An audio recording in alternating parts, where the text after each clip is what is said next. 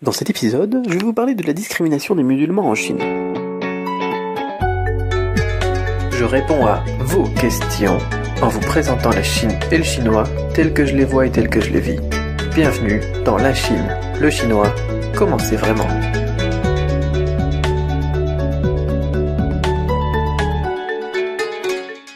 Bonjour, c'est Cédric Beau et bienvenue dans l'épisode 47 de la Chine, le chinois, comment c'est vraiment, #LCLCCV. Alors aujourd'hui, j'ai une question donc de Quentin qui me dit « Salut Cédric, très heureux de te voir reprendre les podcasts. J'ai une question malheureusement dans le contexte. En 2014, il y a eu pas mal d'attentats en Chine faits le plus souvent par des Ouïghours extrémistes. Est-ce qu'il y a une sorte de discrimination à leur égard en conséquence des attentats? Est-ce que certains Chinois ont la même réaction qu'en France où les musulmans sont de plus en plus accusés, à tort, avec des mosquées attaquées par exemple, ou des agressions?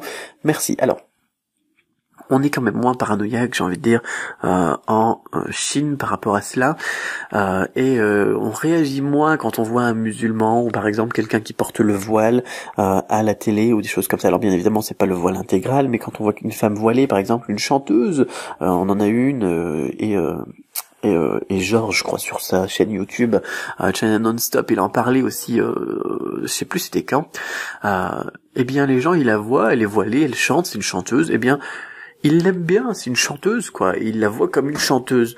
Ils disent pas, c'est une musulmane.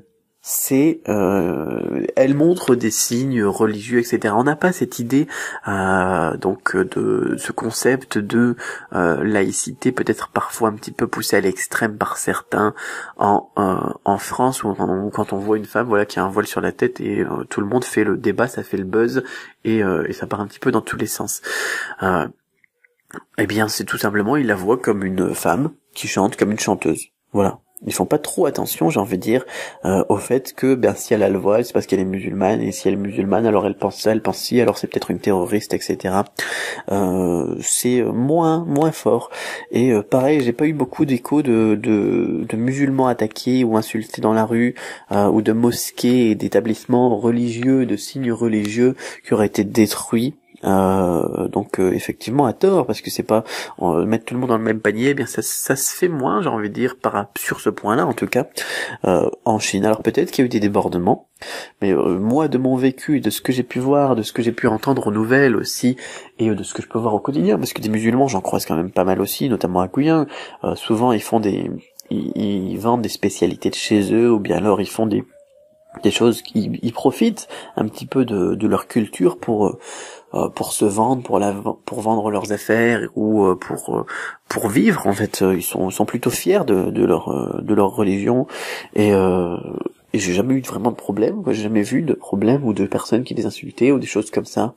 D'ailleurs, je sympathise aussi avec deux qui vendent des brochettes j'ai jamais vu de soucis, quoi, qui vendent des brochettes sur une place à pas très loin de mon ancien logement à Guiyang, dans le centre-ville, et ils sont sympathiques, quoi. Quand ils voient un étranger, ils lui demandent, tiens, est-ce que tu es musulman, est-ce que tu parles arabe, est-ce que blablabla, par curiosité, pour discuter, et puis voilà, et c'est tout.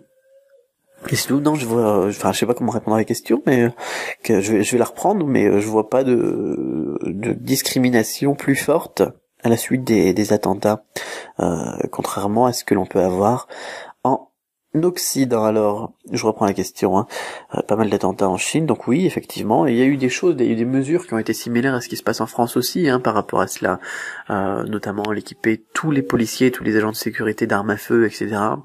C'est quelque chose qui s'est fait en Chine aussi, donc à l'époque, et qui se fait donc aujourd'hui en France. Les réactions sont à peu près les mêmes, mais les réactions des gouvernements sont à peu près les mêmes, notamment aussi par rapport à la censure, par rapport à ce qu'on a le droit de dire, pas le droit de dire, etc.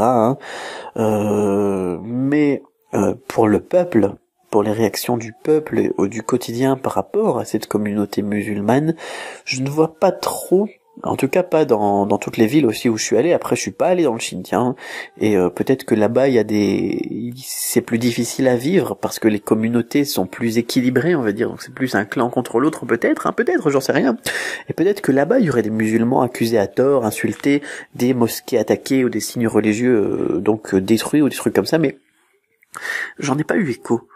C'est ça qui est important. Peut-être qu'il y en a eu, d'ailleurs, peut-être que vous allez faire des recherches et me dire, tiens, oui, mais il y en a eu, mais il n'y a pas eu de communication dessus, il n'y a pas eu de haine entretenue, on va dire, par les médias. Alors, je dis pas que les médias en France, c'est eux qui font tout, hein, même si j'en parle souvent des médias en France, mais il n'y a pas eu effectivement de communication là-dessus, en disant effectivement il y a eu un musulman attaqué parce qu'il était musulman, il y a eu une mosquée attaquée parce que c'est eux qui ont fait les attentats, enfin c'est parce que les gens ont dit que c'était eux qui avaient fait les attentats, etc.